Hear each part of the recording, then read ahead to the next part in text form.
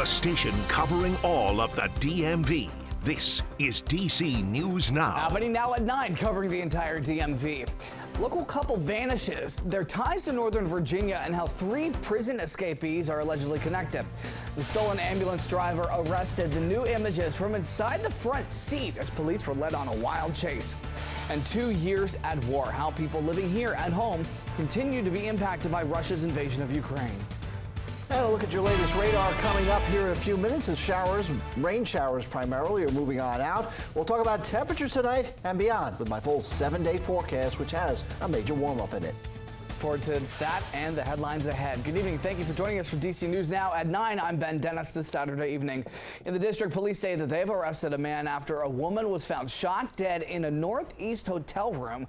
We're told this happened at the Ivy City Hotel on New York Avenue. When officers got there, they found the woman suffering from apparent trauma. She was pronounced dead on scene. Police now charging 59-year-old William Barrett of Northeast DC with first-degree murder. Officials do believe that the two knew each other. Also in the district, police say they've arrested a man in connection to a shooting, but it happened back in October. One man killed, another hurt in Southeast. Officials got the call for the shooting on Halley Terrace around 9 p.m. on October the 30th. It's there they found a man who was shot, taken to the hospital in stable condition. But police then say another victim took himself to a nearby hospital where he later died. 21-year-old Malik Thomas of D.C. is now being charged with first-degree murder while armed.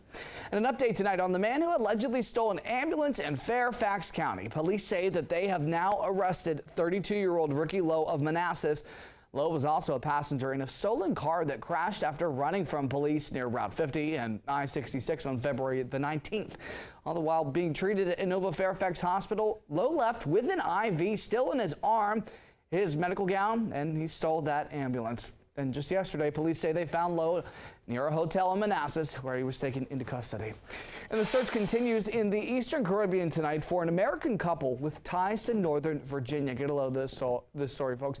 The Royal Grenada Police Force said in a statement that they are working on leads that suggest the 2 occupants of a yacht may have been killed. DC News Now's Dave Laval joins us with the latest from the newsroom. Dave, bring us up to speed.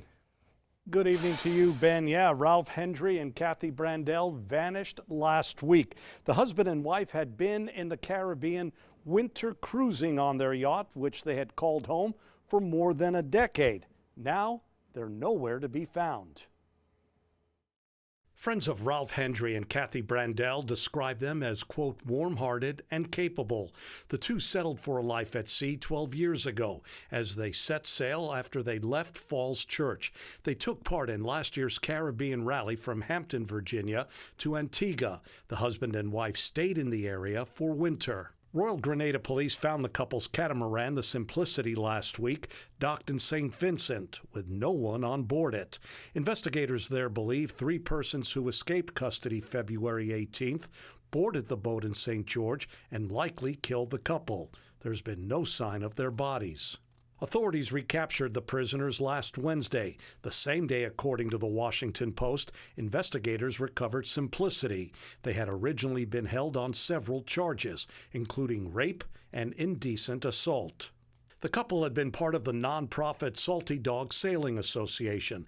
It called Hendry and Brandel in an online statement, quote, veteran cruisers and longtime members of the group. Brandel, according to the organization, sat on the association's board for 2 years. The couple's children are in the area and released a statement of appreciation Saturday to everyone involved in the search through the association. It says in part, quote, it means so much to us that so many people cared for Ralph and Kathy as friends and fellow cruisers that they are willing to stop and help in whatever way possible. Truly sad situation there. The family has asked anyone not involved with a government agency investigating the case to stand down. The family believes the only way this situation could get worse is if anyone else gets hurt.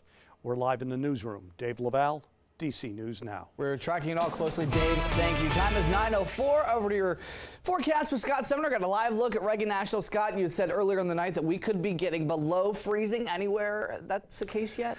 Yeah, we'll get into those temperatures here shortly, but yes, below freezing temperatures not seen right now, but will be seen here overnight tonight. The last gasps of showers are now moving across southern Maryland and across the Chesapeake out towards the eastern shore of Maryland at this point in time. As you can see here, in another hour or so, they will all be completely over in the eastern shore, as well as parts of southern Delaware, and then again extending a little out of our area, but it's still in parts of southeastern Virginia. So plenty of rain tonight. We'll have clear to mostly clear skies here, and like I said, around midnight or so is when we should see a freezing mark here in the city. But with a little bit of a breeze, it'll actually feel like it's in the upper 20s instead of that freezing mark of lower 30. Now, for tonight and beyond, our headlines are as follows. So, cold night ahead. We will have a sunny Sunday, Monday turning milder, and a strong storm. Well, that will impact our area by the middle of the week. It's going to bring us some rain, and it'll bring us a dramatic change in temperatures. All right, Scott, thank you. Plenty to cover. Developing right now in your local election headquarters, Donald Trump has won South Carolina's Republican primary, handedly beating his last major rival, former UN ambassador and South Carolina Governor Nikki Haley, in her home state. Trump has now swept every contest that counted for Republican delegates, including Iowa and New Hampshire. Well, some political experts say that the former president's latest victory will increase pressure on Haley to leave the primary race, but she has continued to say that her campaign will trudge ahead and stay in the race, including when Virginia votes Super Tuesday, March 5th. Our Capitol Hill correspondent will join us on DC News Now at 10 on the CW with more on tonight's results. Back to your local headlines. A Virginia-based aircraft carrier has helped carry out bombings in the Middle East earlier today. The U.S. and Britain struck 18 Houthi targets in Yemen, answering to a recent surge in attacks by that Iranian-backed militia group on ships in the Red Sea. Those fighter jets launched from the USS Dwight D. Eisenhower aircraft carrier. It's currently in the Red Sea, previously stationed in Norfolk, before being deployed into the Middle East in October. According to the U.S. officials, American and British fighter jets hit sites in 8 locations, targeting missiles, launchers, rockets, drones, and air defense systems. Meantime, back here in D.C., a rally of local Ukrainians and people protesting Russia's ongoing efforts in their invasion of that country. It's been 2 years since Russian troops entered the democratic nation. A crowd you can see gathered outside of the residence of the Russian ambassador to the U.S. in D.C., calling for more aid to Ukraine. It's turned into a genocidal war. The missiles started dropping, the bombs started dropping, and that kind of terror was spread all over Ukraine. Ukraine cannot survive without help, especially military assistance, weapons. Organizers tell us that they plan to be rallying again a year from today if the war is continuing to rage on at that point. The Washington, D.C. Travel and Adventure Show returned to the Washington Convention Center in Northwest this weekend. That event presented people with thousands of travel options for anybody looking to plan their next vacation. People who attended the event also had an opportunity to meet face-to-face with travel experts and local business owners. There's travel content here by the dozens, and they're providing over 40 different sessions on how to travel better, safer, cheaper, and more efficiently. The amount of people who have walked up who have said, hey, I know about Loudoun County, but I've never visited. Tell me, what do you have? It's been amazing to have that face-to-face interaction. An expanded pavilion dedicated to LGBTQ travel is new to this year's show, showcasing tourism brands, organizations providing trip planning inspiration, travel packages, and hotels and LGBTQ-friendly products and services. Over in Maryland, Montgomery County officials celebrated the grand opening of the Silver Spring Recreation and Aquatic Center today. That new facility includes several pools, a gym, dance studios, and other multi-purpose rooms. Those we spoke to say that the new facility creates a space for people in the community, of course, to come together.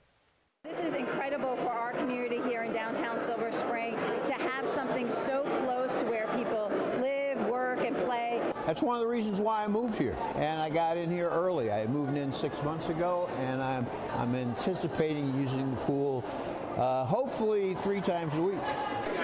Enjoy those exercises. The new rec center will be open 6 a.m. to 9 p.m. Monday through Friday and 9 a.m. through 5:30 in the evening on weekends. More people in Montgomery County can now be eligible to get money back for security cameras when they join the county's police private security camera program. Police say the program was created to prevent and solve crimes, as DC News Now's Tosin Fakile explains from the studio.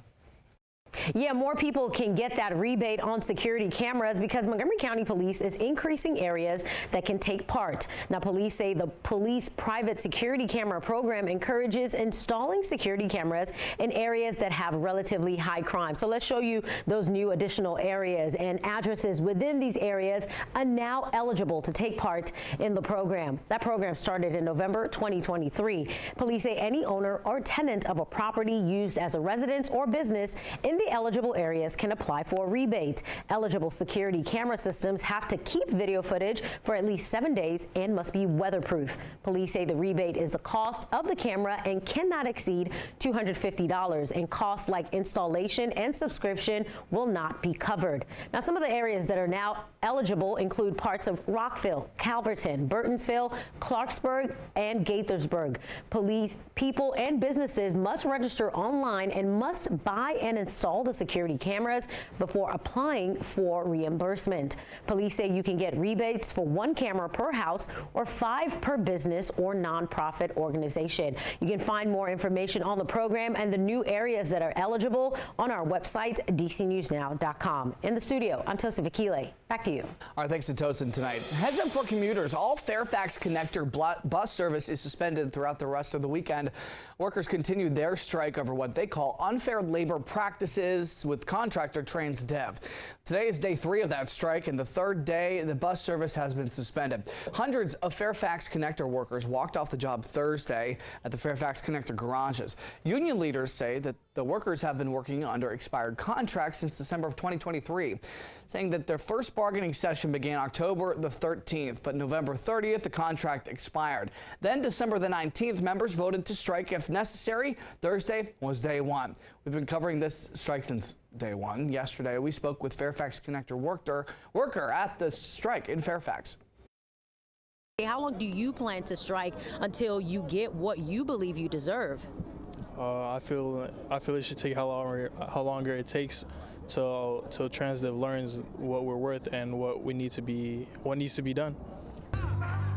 Union leaders are asking for better retirement and more sick leave and better pay. In a statement to DC News Now, Transdev says it was disappointed over the decision to initiate a strike despite a generous offer. You can read more on Transdev's statement on our website, dcnewsnow.com.